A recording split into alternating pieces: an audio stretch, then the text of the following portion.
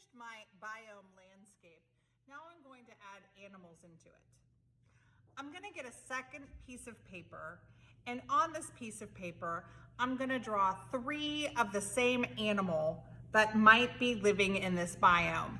I decided that my grassland biome was in Africa, and I've decided that I'm gonna make zebras. So I drew 3 of the same animal, and I drew them at 3 different sizes. I've got a big one, a medium one, and a teeny tiny one. You can use your markers or you can use your crayons to color in your animals. I'm gonna use a combination of both. So I might use my markers on some, I might use crayons on others. I get to decide. Now you might be thinking, look, Miss Null just made a dad zebra and a mom zebra and a little baby zebra. But what if I told you that all of these zebras are the same age? They're all friends. They're in just different parts of the landscape. The larger zebra is gonna be in the foreground. The medium-sized zebra is gonna be in the middle ground, and the teeny tiny zebra is gonna be all the way in the background. So I'm gonna color my animals in. It's easy to color in zebras, let me tell you.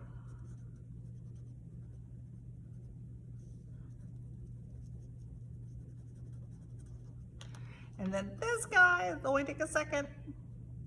I hope I can cut him out okay. He's so tiny, teeny tiny. And then let me do the medium-sized guy.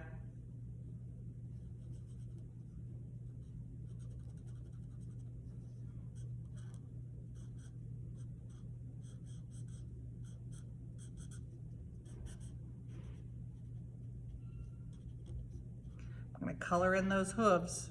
Now, does this mean that everybody should be making zebras? No, you get to decide which animals live in your biome. All right, so I've colored in my animals. Now I'm gonna cut them out. I want this to go quickly, so I'm gonna cut out big pieces first, and then I'll go back in and make sure that I've cut everything out.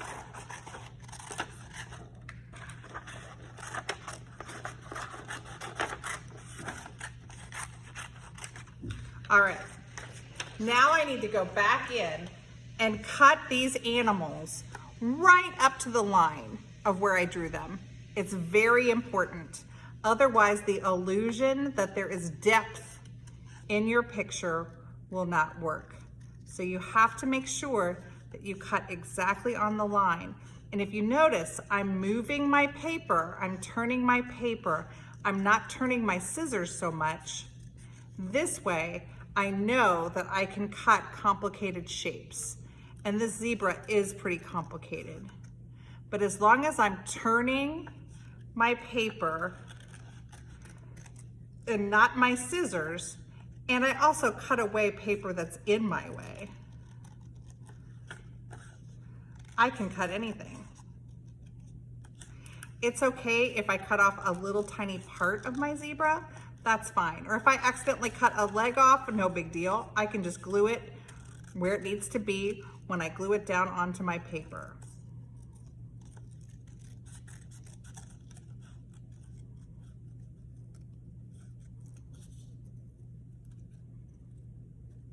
All right, so I have my first zebra, and I can put him into my landscape. Look at that. Oh, it looks really good. I could even have him overlapping this tree a little bit that's in the foreground. Maybe he's even closer to the front. Maybe he's overlapping that tree. Maybe he's a little farther back. Maybe he's not overlapping anything. Now I'm gonna cut out my second zebra. And again, it's a little tricky, but as long as I'm turning my paper and following my lines and not looking away to talk to a friend or something, I should be fine. I know that I'm going faster than many kids would, but I don't want to spend all day showing you this video. You can get the idea from what I'm doing.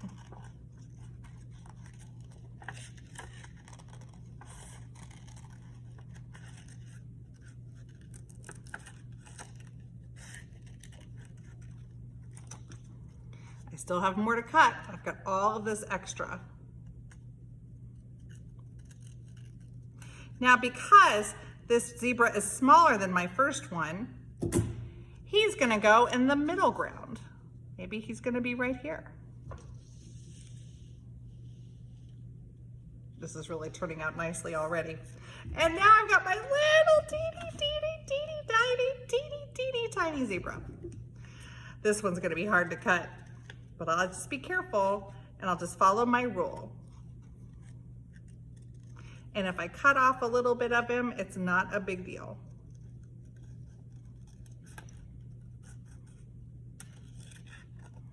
Let's get rid of all that extra paper.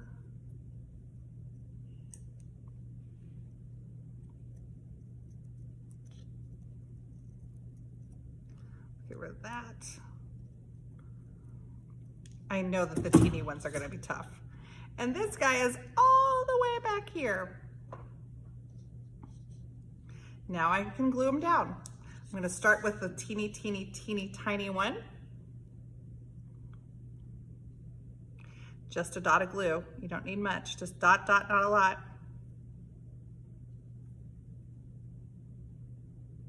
Just one little dot, and I like to smear it a little bit just to make sure it stays on there. I only used one dot of glue for the little teeny tiny guy.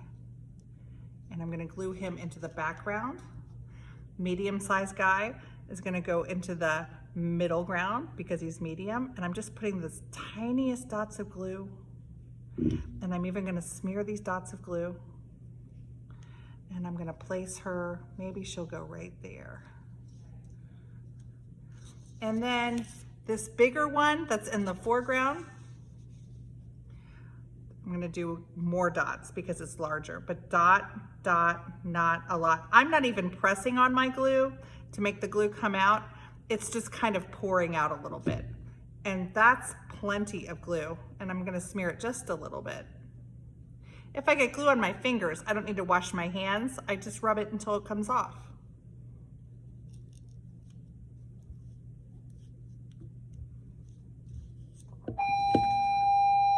Miss Rob, call 34390, please. And that's how I'm starting to add animals into my biome landscape.